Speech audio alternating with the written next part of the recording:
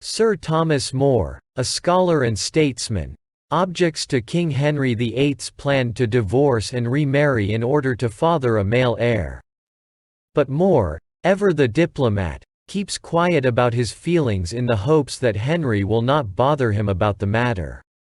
At a meeting with Cardinal Woolsey, Lord Chancellor of England, More reviews the letter to Rome that requests the Pope's approval of Henry's divorce.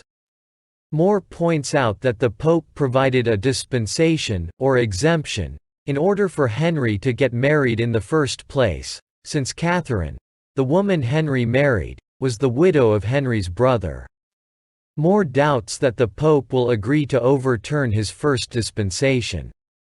Woolsey accuses More of being too moralistic and recommends that he be more practical.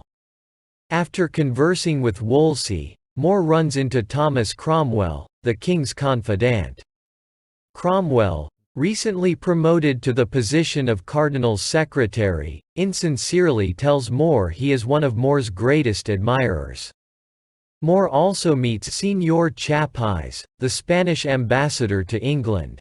Chapais takes More's non-committal response to questions about his meeting with Woolsey to mean that More agrees that the divorce should not go through. Chapais stresses Christian morals and Catholic dogma and seems most concerned that Henry does not insult Henry's wife, Catherine, who is also the King of Spain's aunt. Chapais thinks he has found an ally in More. Back at More's home, More's daughter, Margaret, has received a visit from Roper, her Lutheran boyfriend, despite the late hour.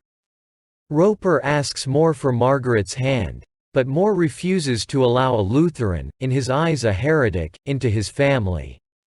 Meanwhile, Woolsey dies, leaving the position of Lord Chancellor vacant. The king was displeased with Woolsey's failure to secure a papal dispensation to annul his marriage to Catherine, and Woolsey died in disgrace. More is appointed as Woolsey's replacement. Cromwell meets with Richard Rich, a low-level functionary whom More helped establish and to whom More gave a silver cup he was given as a bribe. More did not realize that the cup was a bribe when he received it. Cromwell tempts Rich with an opportunity for advancement, and the spineless Rich seems all too eager to accept the job in exchange for information he has about More. Rich and Chapais, who has just entered, ask Cromwell what his current position is, and Cromwell announces simply that he does whatever the king wants done. He mentions that the king has planned a boat ride down the Thames to visit More. Meanwhile, More's manservant, Matthew, played by the common man, has entered the room, and Cromwell, Rich, and Chapais are eager to bribe him for information.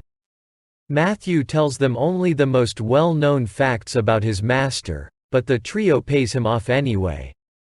Back at More's home in London's Chelsea district, the king is set to arrive, but More is nowhere to be found. After fretting over his absence, the family eventually finds him busy at Vespers, evening prayers. When the king arrives, all are on their best behavior, and More comes off as the most flattering of all.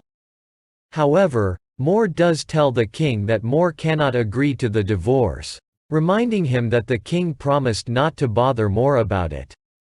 The king storms off, telling More he will leave him alone provided More does not speak out against the divorce. Alice, More's wife, is angry at his behavior and thinks her husband should do as Henry wants. Rich arrives to tell More that Cromwell and Chapais are collecting information about him. He asks for employment, but More turns him away. At a local pub called The Loyal Subject, Cromwell meets Rich to conspire against More. Rich is reluctant and guilt-ridden, but he ultimately agrees to tell Cromwell about the bribe that More received and passed on to him. In exchange, Cromwell offers Rich a job. Parliament passes the Act of Supremacy, which establishes the Church in England and appoints King Henry as its head. More decides that if the English bishops decide to go along with the act, he will resign as Lord Chancellor. Both Chappies and Roper call it a remarkable gesture, but More, dead set against the act, thinks of it as a practical necessity. He refuses to explain himself to anyone but the king. Even his wife and daughter cannot know his reasons, because he does not want to put them in the position of having to testify against him later. Cromwell meets with the Duke of Norfolk and tells him of his plan to bring More up on bribery charges. Norfolk proves that More gave the cup to Rich as soon as More realized it was a bribe, and Cromwell is forced to come up with some other way to entrap More. He tells Norfolk, however, that the king expects him to participate in the persecution of More. A now impoverished More refuses to receive a letter of appreciation from the King of Spain, and he turns down the bishop's sincere offer of charity. Cromwell calls More to his office and attempts to malign More by accusing him of sympathizing with the Holy Maid of Kent, who was executed for treason.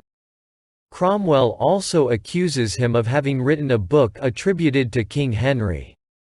More deconstructs both these charges, but when Cromwell reads a letter from King Henry calling More a villain, More is genuinely shaken. Meeting Norfolk outside, More insists that if he wishes to remain in the king's favor, Norfolk should cease to be his friend, since by this point it is dangerous to know a man like More. Parliament passes another act, this time requiring subjects to swear an oath to King Henry's supremacy in England over the Church and to the validity of his divorce and remarriage. The next time we see More, he is in jail for having refused to take the oath.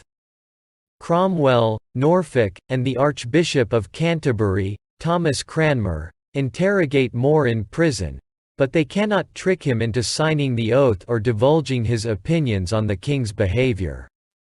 As long as More refuses to talk or sign the oath, Cromwell can keep him locked up but cannot have him executed.